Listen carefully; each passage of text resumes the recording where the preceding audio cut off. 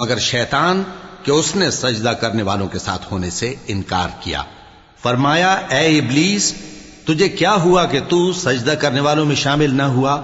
اس نے کہا میں ایسا نہیں ہوں کہ انسان کو جس کو تو نے کھنکھناتے سڑے ہوئے گارے سے بنایا ہے سجدہ کروں۔ فرمایا یہاں سے نکل جا کہ اب تو مردود ہے اور تجھ پر قیامت کے دن تک لعنت برسے گی۔ اس نے کہا کہ پروردگار مجھے اس دن تک مہلت دے جب لوگ مرنے کے بعد زندہ کیے جائیں گے۔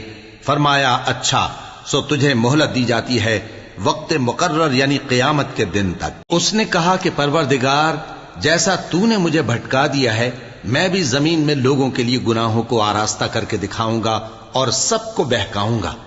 ہاں ان میں جو تیرے خاص بندے ہیں ان پر میرا قابو چلنا مشکل ہے۔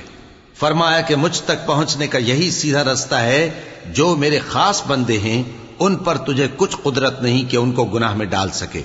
ہاں بد راہوں میں سے جو تیرے پیچھے چل پڑے، اور ان سب کے وعدے کی جگہ جہنم ہے۔ اس کے 7 دروازے ہیں، ہر ایک دروازے کے لیے ان میں سے الگ الگ حصہ ہے۔ جو متقی ہیں وہ باغوں اور چشموں میں ہوں گے۔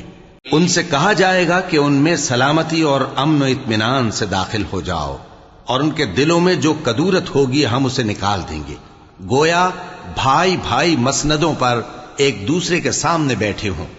نہ ان کو وہاں کوئی تکلیف پہنچے گی اور نہ وہ وہاں سے نکالے جائیں گے۔ اے پیغمبر میرے بندوں کو بتا دو کہ میں بڑا بخشنے والا ہوں، بڑا مہربان ہوں، اور یہ کہ میرا عذاب بھی درد دینے والا عذاب ہے۔